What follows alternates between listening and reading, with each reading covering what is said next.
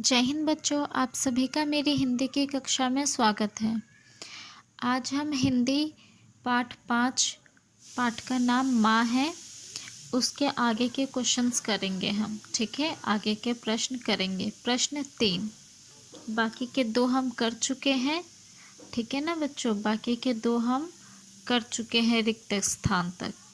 आज हम प्रश्न 3 करते हैं। 3 है, निम्नलिखित शब्दों से वाक्य बनाओ।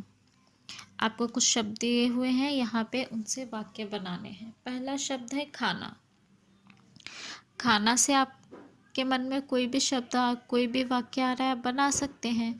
ठीक है, अदरवाइज आप यहाँ से लिख सकते हैं। खाना से वाक्य बनाया है, मेरी माँ अच्छा खाना बनाती है। ठीक है। दूसरा शब्द है स्वच्छ। इसके लिए वाक्य है, हमें अपने घर को स्वच्छ रखना चाहिए। तीसरा है कविता। कविता से वाक्य क्या बनेगा? गीता कविता लिखती है। मेहनत। मेहनत से क्या बनेगा? मेरी माँ बहुत मेहनत करती है। ठीक है बच्चों। अगला प्रश्न है, शब्द ज्ञान का हम कर लेते हैं। अगला है, समान अर्थ वाले शब्दों के जोड़े बनाकर लिखिए।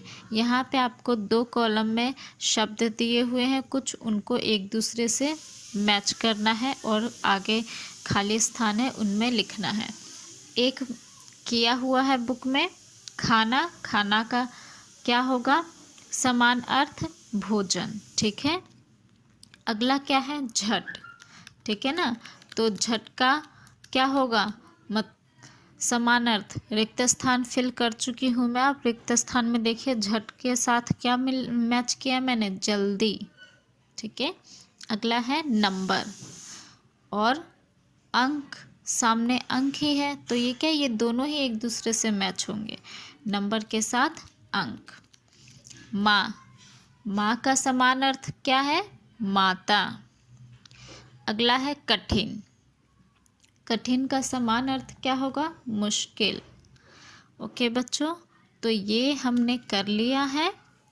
अब हम अगला क्वेश्चन भी कर सकते हैं। जी बिल्कुल कर सकते हैं। आगे हम भाषा ज्ञान कर लेते हैं। भाषा ज्ञान में है स्त्रीलिंग और पुल्लिंग। तो सबसे पहले बच्चों समझते हैं स्त्रीलिंग क्या होता है और पुल्लिंग क्या होता है। पुल्लिंग क्या होता है, जिससे हमें पता चलता है, पहला देखिए, पुरुष जाति का बोध कराने वाले, पुरुष जाति का बोध कराने वाले शब्द पुल्लिंग होते हैं। जैसे चाचा, नाना, लड़का, ठीक है, दादा, बाबा, ये सारे, इनसे पता चलता है कि पुरुष के बारे में हम बात करते हैं। ठीक है, तो इसलिए उन्हें क्या कहते हैं? पुल्लिंग। स्त्री, स्त्री जाति का बोध कराने वाले शब्द स्त्रीलिंग होते हैं। जैसे चाची, नानी, लड़की, बहन, माँ, दादी, ये सारे, जिससे हमें पता चलता है कि किसी स्त्री के बारे में या लड़की के बारे में बात कर रहे हैं, ऐसे शब्दों को हम कहते हैं स्त्रीलिंग। ठीक है, कोई भी ऐसा शब्द जिससे हमें पता चलता है हम फीमेल के बारे में बात कर रहे हैं, ठीक है, लड़की के बारे में बात कर रहे हैं, स्त्री के बारे में बात कर रहे हैं, उसे हम स्त्रीलिंग कहते हैं शब्द। ठीक है, और ऐसा कोई भी शब्द जिससे पता चले कि हम किसी लड़के, आदमी, ठीक है, या मेल पर्सन के बारे में बात कर रहे हैं, उसे हमें कहते हैं पुल्लिंग। अब यहाँ पे नीचे देखिए, नीचे दिए गए रेल के डिब्बों पर लिखे नामों पुल्लिंग और स्त्रीलिंग के अनुसार समझकर लिखो। रेल डिब्बे पे कुछ नाम दिए हुए हैं, माता, धोबी, बेटी, हथनी, ठीक है, ये सारे कुछ हैं। और यहाँ नीचे डब्बे में बॉक्स बना हुआ है, स्त्रीलिंग एक तरफ और एक तरफ पुल्लिंग। यहाँ पे आपको इन डब्बे में से इन नाम को छांट कर लिखना है। तो मैंने कुछ नाम लिखे हैं, देखिए। स्त्रीलिंग में मैंने लिखा है माता, बेटी, हथनी, धोबिन, सेठानी।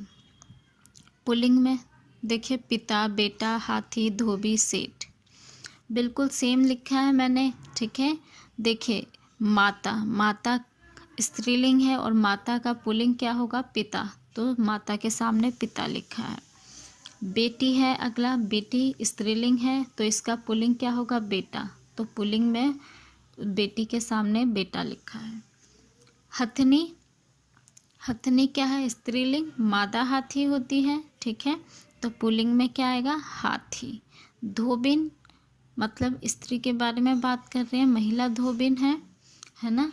तो ये इसका पुल्लिंग क्या हो जाएगा? धोबी। सेठानी, ठीक है, सेठानी का पुल्लिंग सेठ। ओके बच्चों, तो इस तरह से आपको ये करना है और ये पार्ट कंप्लीट हो गया, ख़त्म हो गया ये पार्ट। और नीचे देखिए आपको एक चित्र दिया हुआ है, ठीक है, और इसमें रंग भरना है। तो ये आपका होमवर्क रहा, ठीक है। इसे आप होमवर्क में अपनी बुक में रंग भरेंगे, ठीक है बच्चों। ओके बच्चों, जय हिंद बच्चों।